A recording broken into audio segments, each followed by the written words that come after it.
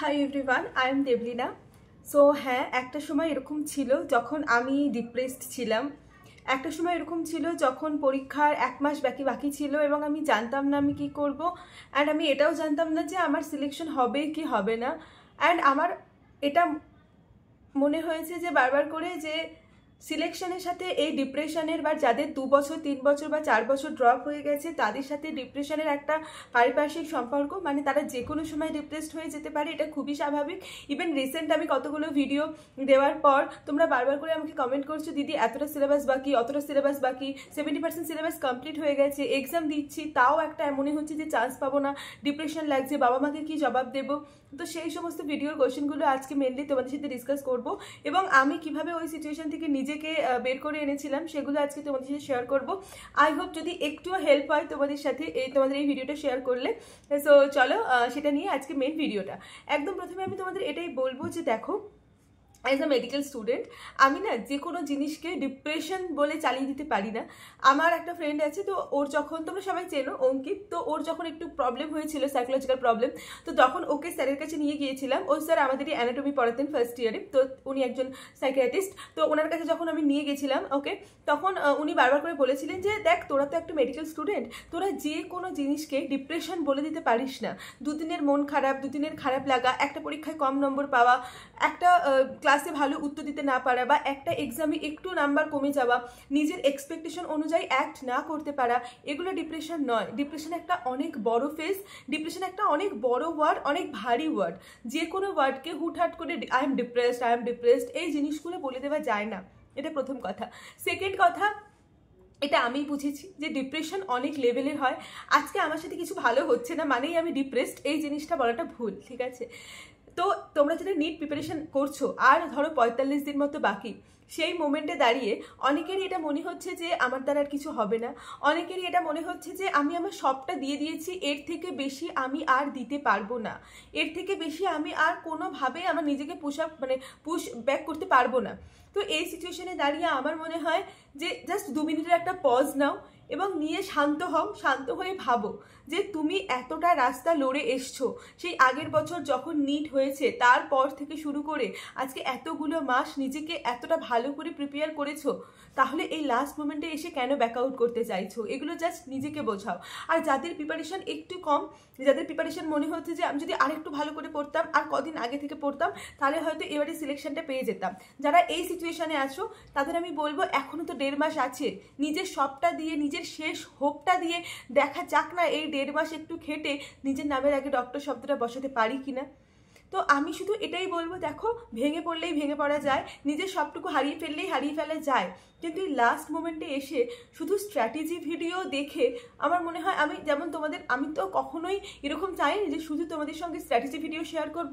আমি যেমন আমার ওঠা পড়া, আমার ডেইলি লাইফ তোমাদের সাথে শেয়ার করি, এক্সকিউজ মি, সরি একটু শরীরটা খারাপ, তো কাশি চলে এসেছিলো তার জন্য। তো ঠিক তেমনই আমি তোমাদের সাথে মানে প্রত্যেকটা ওঠা পড়া শেয়ার করতে চাই। তোমাদের যদি ম্যাক্সিমাম জনের এখন মন খারাপ লাগে, এখন মনে হয় যে আরেকটু ভালো করে পড়লে সব কিছু পারবো, বা আরেকটু সময় পেলে বেশি ভালো হতো, তো আমার মনে হয় সেই সলিউশনগুলো তোমাদের সাথে শেয়ার করা উচিত। কারণ আমার কাছে নিট একটা ইমোশনাল জার্নি। আমি জানি তোমাদের অনেকের কাছে যাদের স্পেশালি 3-4টে ড্রপ হয়ে গেছে, তাদের কাছেও নিট একটা ইমোশনাল জার্নি, ঠিক আছে? তো আমি একটা কথাই বলবো যে তোমরা এখন এটা ভেবো না যে আমি যদি না পাই তাহলে আমার মাকে কি বলবো, বা আমি যদি না সিলেকশন পাই তাহলে আমার বাবাকে কি বলবো। রাদার এটা ভাবো যে এমন কি করলে আমি নিজে স্যাটিসফাই হব। হতেই পারে এখন অনেকেই আছে যারা প্রিপারেশন করছো, তাদের আফটার আ সার্টেন টাইম গিয়ে মনে হতেই পারে যে আমি কেন প্রিপারেশন করছি, আমি তো প্রিপারেশন না করলেও আমার কোনো অসুবিধা নেই, বা আমি প্রিপারেশন না করলেও আমি অন্য কিছু করে নেব। তো তাদের আমি বলবো যে দেখো, মেডিকেল লাইনটাই কিন্তু একমাত্র লাইন নয়। আমি ভালোবেসেছি, আমার মতো তোমরা অনেকে আছো যারা ভালোবেসেছো, কিন্তু এরকম অনেকে নাও থাকতে পারো যেটাকে ভালোবাসতেই পারছো না, বা অনেক চেষ্টা করছো তারপরেও হচ্ছে না।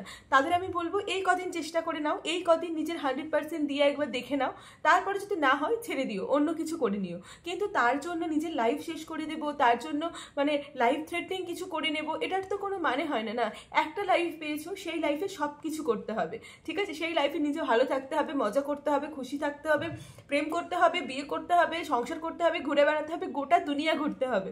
তো এই সময় ডিপ্রেশনের তো কোনো জায়গা নেই। মেডিকেল কলেজে পেলে খুব ভালো, না হলে অন্য কোনো কলেজে পড়বে, না হলে সেখানে মজা করবে, হয় মেডিকেল কলেজের ফেস্ট এনজয় করবে, নাহলে অন্য কলেজের ফেস্ট এনজয় করবে, মেডিকেলই আমাকে পেতে হবে, এই ধারণাটা মাথা থেকে বের করো। আর একটা জিনিস, আমি যখন লস অফ অ্যাট্রাকশন সম্বন্ধে জানতে শুরু করি, বা আমি নিজে পার্সোনালি ম্যানিফেস্টেশনে খুব বিশ্বাস করি, আমার মনে হয় যেটা সত্যি আমরা মন থেকে চাই সেটা আমরা অ্যাচিভ করি, এটা আমার মনে হয়। তো সেখানে দাঁড়িয়ে যদি সত্যি মন থেকে মেডিকেলটা চাও তাহলে অবশ্যই পাবে। আর যদি মন থেকে এটা চাও যে আমি খুশি থাকবো, ভালো থাকবো, তাহলে মেডিকেল যদি নাও হয় না তাও তুমি খুশি থাকবে, তাও তুমি ভালো থাকবে। তোমার খুশি থাকাটা, তোমার ভালো থাকাটা কোনোদিনও একটা জিনিসের উপর ডিপেন্ড করতে পারে না। আমি ভেবেছিলাম মেডিকেল কলেজে আমি প্রচুর বন্ধু বানাবো, প্রচুর মজা করবো, প্রচুর আনন্দ করবো, বাট কোথাও না কোথাও গিয়ে আমারও হয়তো সেইগুলো হার্ট হয়েছে। আমি কখনো অনেক ভালো বন্ধু ভেবেছি, অনেককে তারা বিট্রে করেছে, অনেকে আমার ভালোটাকে সহ্য করতে পারেনি, তাদের থেকে আমি হার্ট হয়েছি, কিন্তু আলটিমেটলি তো আমি হ্যাপি আছি। কারণ আমার হ্যাপি থাকার রিজনটা শুধুমাত্র মেডিকেল কলেজে চান্স পাওয়া ছিল না। আমার হ্যাপি থাকার আরেকটা কারণ, তোমাদের সাথে আমি কানেক্ট করতে পারি, আমি আমার মনের কথা তোমাদের সবার সাথে শেয়ার করতে পারি, ভালো বন্ধু আছে, অনেক বন্ধু দরকার নেই, কিছু আছে, ভালো আছে, ব্যাস এটাই। আর আরেকটা কথা আমি সবসময় বলবো যে মেডিকেল কলেজ এমন একটা জায়গা না যেখানে আমরা সব কিছু শিখি। আর সবচেয়ে বেশি আমার যেটা মনে হয় সেটা হচ্ছে আমরা মানুষ হতে শিখি কী করে, ঠিক আছে? তো তোমাদের আমি বলবো, তোমাদের যারা আমার ভিউয়ার্স আছো তাদের আমি বলবো, আমি তো মনে করি আমার বাবা মা আমাকে এতটা ভালো করে বড় করেছে যে আমি ওই মানুষটা হয়েই মেডিকেল কলেজে এসেছি। হ্যাঁ, অনেকে হয়তো আসতে পারিনি, অনেকের মধ্যে সেই সেন্সটা নেই, কিন্তু আমার মনে হয় আমার বাবা মা আমাকে এতটা ভালো করে মানুষ করেছে যে আমি আসতে পেরেছি।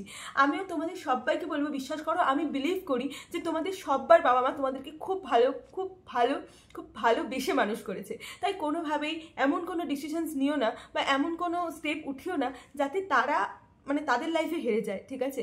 তো নিট শুধুমাত্র একটা এক্সাম, MBBS শুধুমাত্র একটা ডিগ্রি, বাট নিজের ভালো লাগাটা, নিজের ভালো থাকাটা এইগুলো জিনিসের উপর ডিপেন্ড করে না।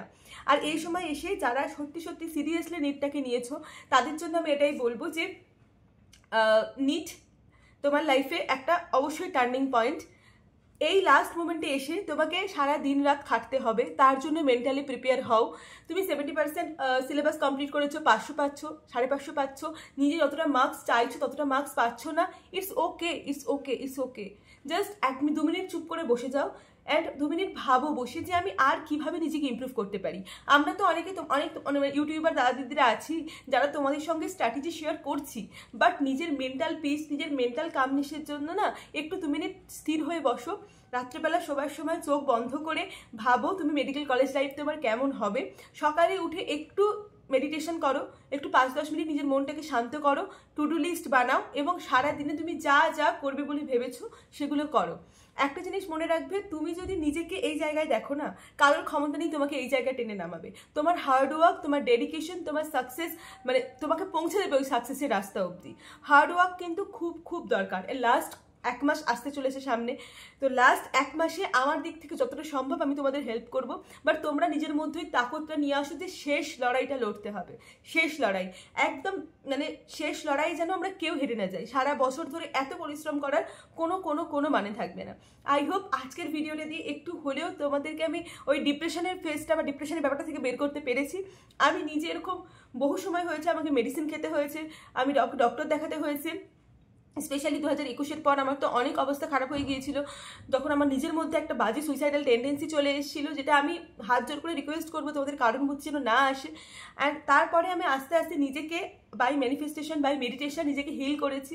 আমার যে ডক্টরের কাছে আমি দেখাতাম, ডক্টর অরেন পাত্র, তো উনি আমাকে ভীষণ হেল্প করেছেন। তো এরকম অনেকেই আছে যে তোমাকে হেল্প করবে। আমার একটা ছোট্ট বিড়াল ছিল, সে আমাকে এগুলো থেকে বের হতে হেল্প করেছিল। তো আমি এটাই বলছি যে তোমাকে বের হতেই হবে। আর সবচেয়ে বড় যদি কোনো শক্তি থেকে থাকে সেটা হচ্ছে আমার মা বাবা, কারণ তারা প্রত্যেকটা মোমেন্টে আমাকে বলেছে বাবু এটা কর, বাবু ওটা কর, বাবু খা, বাবু ভালো করে জল খা, ভালো করে ইয়ে কর। তো বাবা মার সান্নিধ্যে থাকো। এই সময়টা বাবা মায়ের একদম পাশে থাকার সময়, বাবা মার কাছে সারাউন্ড হয়ে থাকার সময়, কারণ এরপর তো মেডিকেলে চান্স পেয়েই যাবে, আর তারপর তো বাবা মার থেকে অনেক দূরে চলে যাবে, তখন তো বাবা মার অনেক কষ্ট হবে। সো যাই হোক, সবসময় বি পজিটিভ, এই মোমেন্টে সবচেয়ে বেশি এটা দরকার। দিদি আমার হচ্ছে না, দিদি আমি পারছি না, দিদি আমার দ্বারা আর হবে না, এইগুলোকে এই ওয়ার্ডগুলো দিয়ে রিপ্লেস করো আমি চেষ্টা করছি, আমি আমার নিজের সবটুকু দিয়ে চেষ্টা করব, আমি শেষ অবধি লড়বো, অ্যান্ড আমি চান্স পাবো। এবছর না হোক পরের বছর আমি চান্স পাবই। এই জিনিসগুলো দিয়ে রিপ্লেস করো। আই গেস তোমাদের তাতে অনেকটা বেশি হেল্প হবে। So that's it for today's video. I hope তোমরা একটু হলেও মোটিভেট হয়েছো, একটু হলেও আমি যেটা ফিল করি সেটা তোমাদের ফিল করাতে পেরেছি। সো দেখা হচ্ছে পরের ভিডিওতে খুব খুব তাড়াতাড়ি। ততক্ষণ পর্যন্ত নিজেকে একদম কাম কুল রাখো। ডিপ্রেশন বলে কিছু এক্সিস্ট করে না, অনেক ভারী টার্ম ডিপ্রেশন, ঠিক আছে? সো চলো, বাই।